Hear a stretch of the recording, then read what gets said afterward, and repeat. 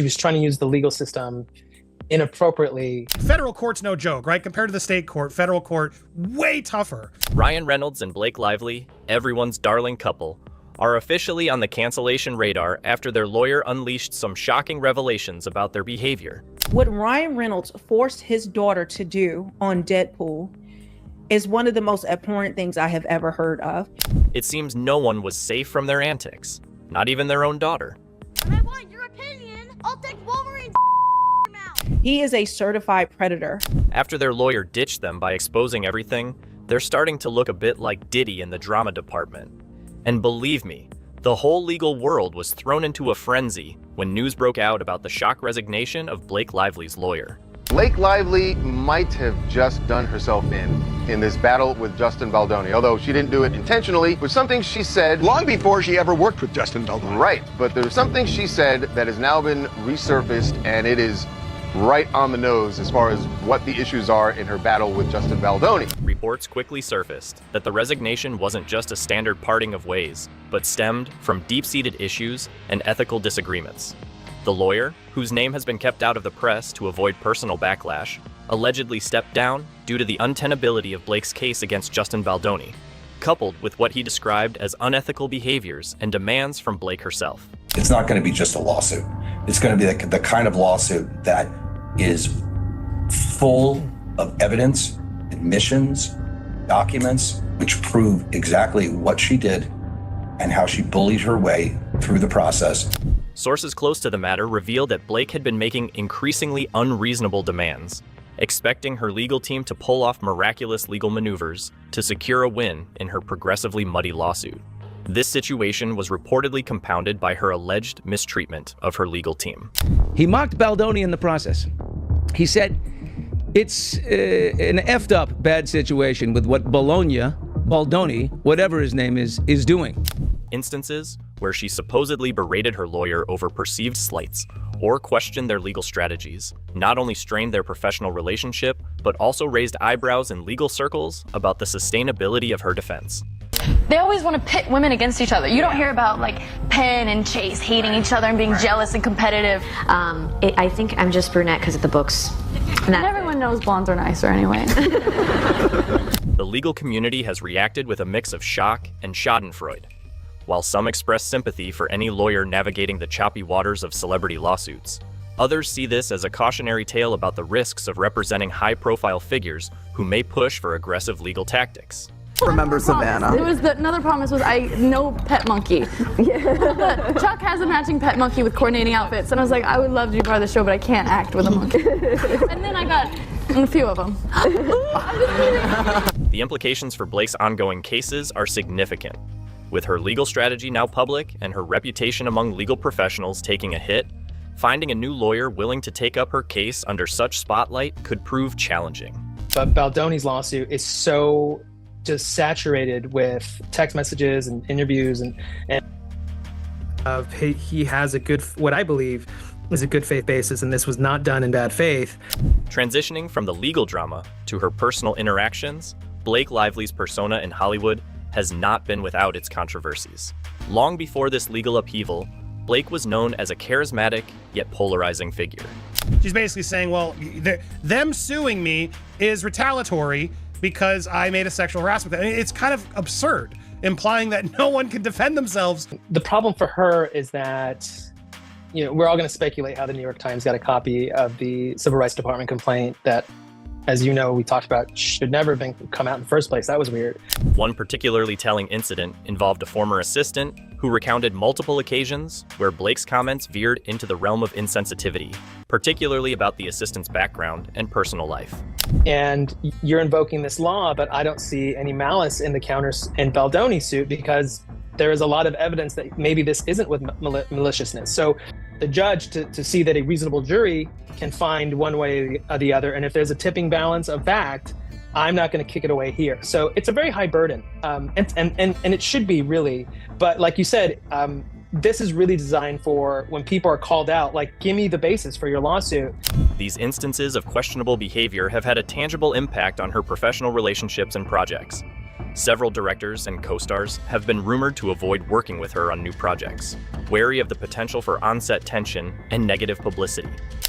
This is all very strange that the New York Times got this article, and there's text messages that are incomplete from your complaint. Maybe this isn't malicious. Maybe your statements were not in good faith, and that's what she has to do in her motion. The intricate web of media manipulation in Hollywood often remains hidden until a significant scandal breaks, shedding light on the machinations behind the scenes. One such instance is Blake Lively's alleged collaborations with influential media outlets, including the New York Times, to sway public opinion in her favor during her legal battles.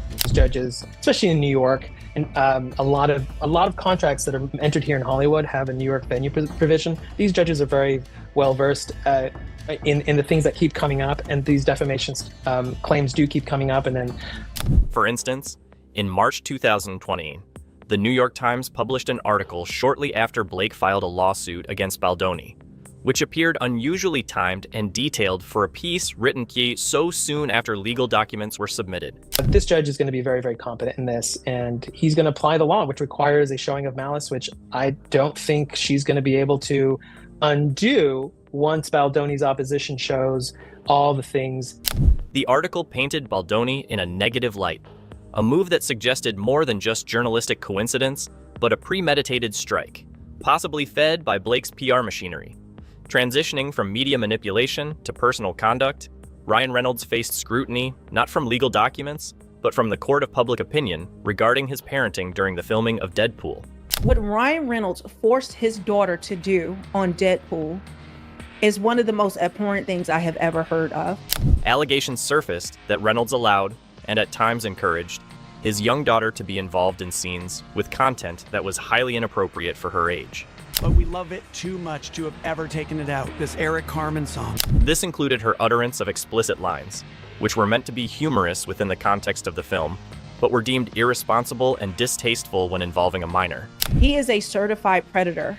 The public and media backlash was swift, with many expressing dismay both at Reynolds' decision and at the broader implications of such content in mainstream cinema. Because it's opinion to say somebody is a predator, well, then that is my opinion. Social media platforms were abuzz with criticisms, and parenting blogs and forums debated the appropriateness of exposing children to adult themes under the guise of acting. Guiltily, that is my daughter, Inez. I'm so sorry we have to admit that. And I am Father of the Year over here for allowing her to say such language. This incident not only highlighted concerns about Reynolds' parenting, but also about the types of roles and scenes Hollywood deems acceptable for child actors. He is a predator, a bully, a narcissist, a psychopath, and everything else that you can think of, because it is that gross. Moreover, the endorsement of Deadpool by Disney and Marvel, despite its controversial content, raised eyebrows. The film, known for its irreverent humor and breaking of the fourth wall, also pushed boundaries on what is acceptable in superhero narratives, often treading into adult themes and explicit content. This was so gross, so upsetting to me. I have to talk about it. Now, I need to wait until the 2-minute mark has passed when on YouTube, because it is that gross and graphic that I cannot actually put it in the first 2 minutes. Disney and Marvel's backing of the film, knowing the inclusion of such elements, drew criticism from various quarters. Critics argued that their decision to proceed highlighted a discrepancy between their public persona of family-friendly entertainment providers and their actions in pursuit of box office profits. This clip is on YouTube, and now Deadpool is on Disney Plus for children to consume. This is what Disney has decided is appropriate. This is what Marvel has decided is appropriate. This dichotomy between the presented image and the actual content sanctioned raises critical questions about the responsibilities of major studios in shaping cultural and social norms through entertainment. If you don't know, she played Kid Pool in Deadpool. She was 7 years old at the time. Now, I'll show you, this is one thing he said about her. Only co-star I argued with. Most people think Kid Pool is the dirtiest. The Deadpool controversy serves as a case study in the balance, or lack thereof, between artistic freedom and moral responsibility in contemporary Hollywood filmmaking. Who thinks that your daughter, your 7-year-old daughter, is the dirtiest? out of the Deadpool movie, out of all the homophobic, disgusting, in my opinion, sexually predatory lines, filming, everything about this movie is disgusting. The legal battles involving Blake Lively and Ryan Reynolds have unfolded under intense scrutiny, with each legal move heavily analyzed not only for its judicial merit, but also for its public relations impact. Behind the scenes, and if you actually dissect the lines, they are catastrophically gross. But who thinks that your daughter is the dirtiest? Your daughter Inez. The couple has been embroiled in numerous legal disputes, notably including Blake's contentious lawsuit against Justin Baldoni. The strategies deployed in these cases often reveal a complex blend of legal acumen and PR maneuvering, aimed at swaying public opinion while navigating the intricacies of the law. But she's also pretty good at backtalk and never taking out the trash. One of the most controversial tactics has been the alleged use of non-disclosure agreements, NDAs, and private settlements. For example, during the 2020 lawsuit, it was reported that Blake attempted to use NDAs to silence any potential leaks or damaging stories that might influence the public's perception of her. So just like he does with Blake Lively, he's always denigrating his wife. He's always praising another man, especially Hugh Jackman, who he seems to have a deep love and fondness and intimacy with. This approach often raises ethical questions about transparency and the extent to which public figures should be able to control the narrative surrounding legal disputes. How he completely tries to embarrass and humiliate Blake Lively over and over again publicly while he praises other people. And it looks like the same thing that he does to his wife, he is doing to his daughter. Moreover, Blake and Ryan have reportedly engaged in what some legal analysts might describe as forum shopping, seeking to file their legal cases in jurisdictions perceived as more favorable to celebrities. This tactic was observed when Blake filed her lawsuit against Baldoni in a California court, known for its history of high-profile celebrity cases and significant media attention, which often results in quicker settlements favorable to the celebrity involved. I don't know why anybody thinks it's funny to do this to children. Like, something's wrong with you if you find this okay. The misuse of PR tactics has been particularly evident in the way Blake and Ryan have managed the media narrative surrounding their lawsuits. For instance, they have been known to release personal statements and interviews that coincide strategically with court dates or legal filings. Disney will not hold them accountable for anything, and they actually find it funny. It's laughable to do this to a little 7-year-old girl, your own 7-year-old girl. In 2019, Ryan gave a carefully timed interview discussing parental responsibilities, which coincided with a hearing regarding allegations of inappropriate behavior involving their children on the set of Deadpool. This was seen as an attempt to counteract the negative press and reinforce a positive public image as responsible parents.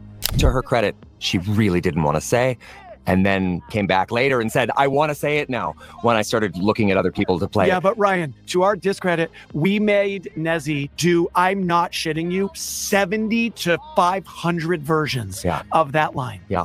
These legal and PR strategies inevitably raise broader implications, particularly concerning their children and the general public's perception of the couple.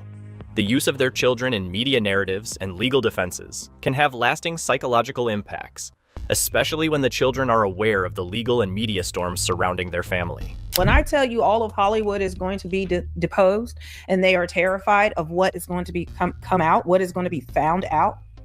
I mean, we already have Bradley Cooper, Taylor Swift, we have Ben Affleck, we have, the list goes on and on and on.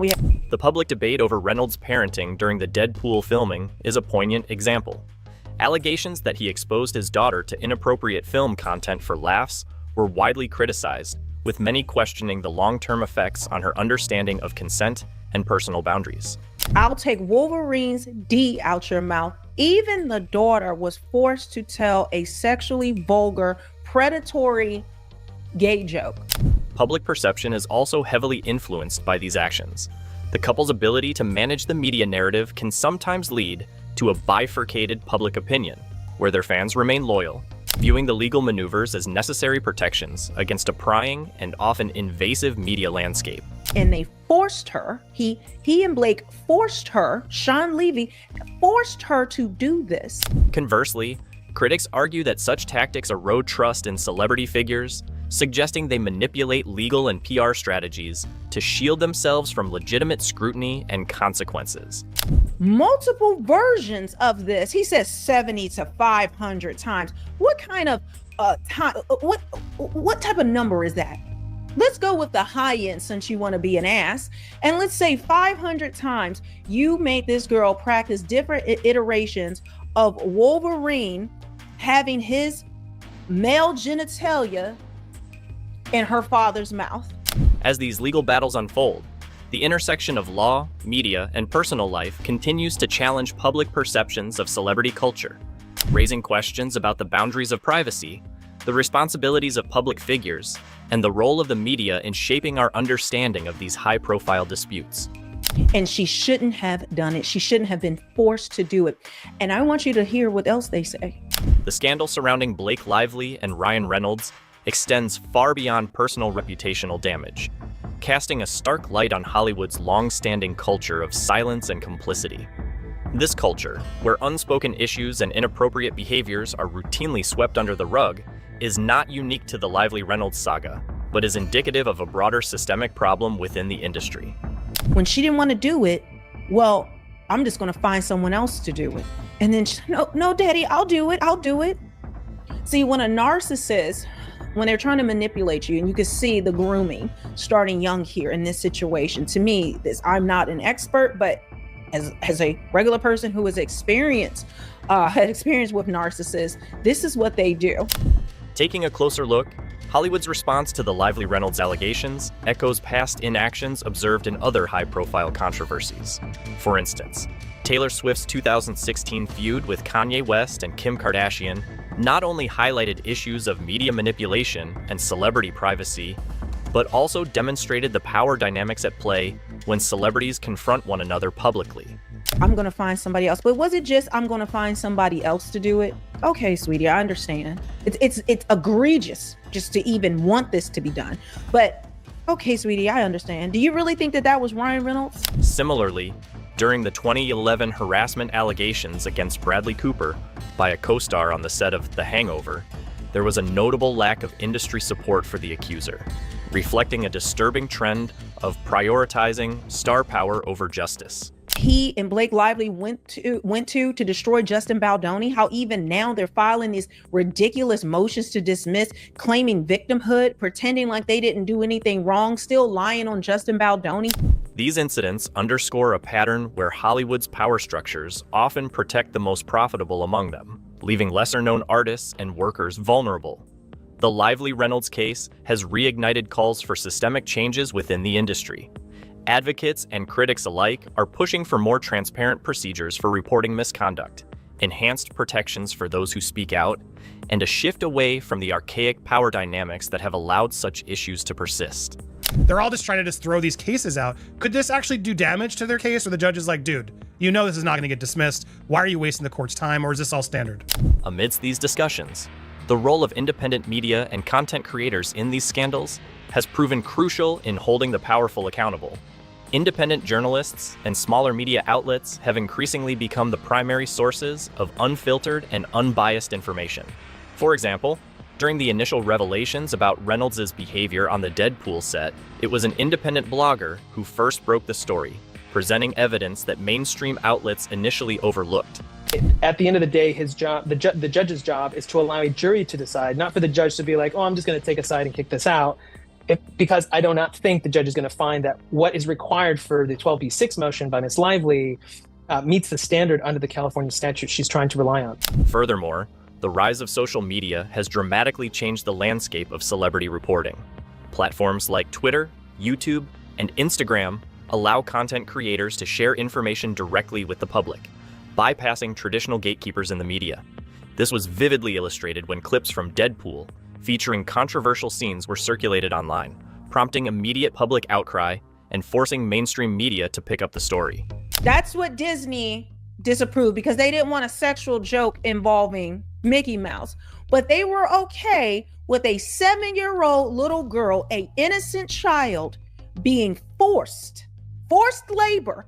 The impact of this shift has been profound. Social media and independent digital journalism have not only democratized information, but have also provided a platform for voices that were previously marginalized. In the context of the Lively Reynolds scandal, these platforms have facilitated a more nuanced discussion about the implications of celebrity behavior, both on and off the set. Wolverine, not a joke, a disgusting line about Wolverine having his cock, because that's what they say. It's just disgusting, the language. His D in her daddy's mouth. These developments suggest a potential tipping point in how Hollywood scandals are reported and discussed. As the public becomes increasingly skeptical of traditional media's ties to the entertainment industry, they turn more towards independent sources for the truth. This trend towards transparency and accountability may signal a new era in celebrity journalism, where the truth can no longer be as easily controlled or suppressed by the powerful. This was too far. This joke. As the industry grapples with these changes, the unfolding of the Lively Reynolds scandal serves as a critical case study in the evolving dynamics between Hollywood, the media, and the public. With each new revelation, it becomes clearer that the path to meaningful change in Hollywood is inextricably linked to the empowerment of independent voices and the continued vigilance of an informed public. If you are supporting Blake and Ryan, you are just as disgusting as they are. And the fact that people continue to try to attack content creators, unearthing this, the people where you're supposed to be journalists, but you're not digging into this information. In the rapidly evolving landscape of celebrity news, the role of independent media and content creators has become increasingly pivotal. This shift is particularly evident in high-profile cases like the ongoing scandal involving Blake Lively and Ryan Reynolds, where traditional media often faces accusations of bias or reluctance to cover sensitive issues due to entrenched Hollywood relationships. Independent voices and content creators have carved out a niche by delivering unfiltered and often more nuanced perspectives. All of the lengths that he and Blake Lively went to destroy Justin Baldoni, how even now they're filing these ridiculous motions to dismiss, claiming victimhood, pretending like they didn't do anything wrong. These entities, ranging from solo vloggers to smaller digital news outlets, have capitalized on their freedom from corporate constraints to explore stories that may be overlooked or underreported by mainstream outlets. They stop at nothing to get their way, and whatever manipulation or bullying tactics they have to do, they're going to do it. For instance, during the initial phases of the Reynolds and Lively scandal, it was independent bloggers and YouTubers who first highlighted discrepancies in the couple's public statements versus leaked legal documents. Their reports provided a fuller picture of the controversy, challenging the narratives shaped by more established media players. Did they do that to their own daughter? Silent treatment, gaslighting, doing the golden child thing where one child, okay, I'm pushing off attention from that one child and putting it on another. The influence of new media is challenging traditional journalism in several key ways. Platforms like Twitter, YouTube, and independent podcasts have democratized information dissemination, allowing for real-time updates and discussions about ongoing celebrity legal battles. What manipulation and gaslighting happened behind the scenes to force this little girl to do this? And then on top of that, 500 different times practicing and doing different iterations of this sexually graphic and vulgar joke line. It wasn't a joke. There's nothing funny about this. These platforms enable a direct line to the public, bypassing the traditional editorial filters of mainstream media. A notable example occurred when a YouTube channel specializing in celebrity legal analysis dissected court filings from the Lively and Reynolds case, revealing complexities of the legal arguments that had not been covered extensively in traditional media. Because the fact that you thought that this was cute, funny, a joke, you're grooming this child right before our eyes, and you're so proud of yourself. This not only increased public understanding, but also influenced subsequent mainstream coverage, which had to catch up to the detailed analysis provided by new media. The impact of social media and independent reporting on the unfolding scandal has been profound. Social media platforms have facilitated widespread dissemination of information and fostered community discussions, sometimes even influencing the direction of legal strategies. I cannot wait for depositions and discovery and to see the notes and see what actually happened. And he has the nerve to call Justin Baldoni a predator. For instance, a viral Twitter thread that compiled all known incidents and evidence related to the case attracted significant public attention, leading to renewed scrutiny and forcing more traditional media outlets to delve deeper into the story. Looking ahead, the future legal and professional paths for Blake Lively and Ryan Reynolds remain shrouded in uncertainty. Maybe you don't give a damn what they did to Justin Baldoni. Do you care about this? You know, the Woody Allen apologist, Blake Lively, the one who faked being Cherokee, the couple that got married on a plantation with slave cabins. As the couple navigates the fallout from their ongoing legal entanglements, speculation abounds regarding the long-term effects on their careers. Industry insiders suggest that the couple might face challenges in securing roles in major projects, particularly those that require a wholesome or uncontroversial public image. This could lead them to explore opportunities in independent film circuits, or even behind-the-scenes roles in production, where public scrutiny is less intense. The one with Ryan calling Black people monkeys, Blake admitting she's done blackface, lying about insane things that we have seen. Moreover, the personal lives of Lively and Reynolds are likely to experience the impact of this scandal for years to come. The intense public and media scrutiny can strain relationships, not only within their immediate family, but also with peers and collaborators in the industry. As they work to rebuild their reputations, both may become more vocal advocates for privacy rights and reform in Hollywood's handling of personal crises and scandals. You support child abusers.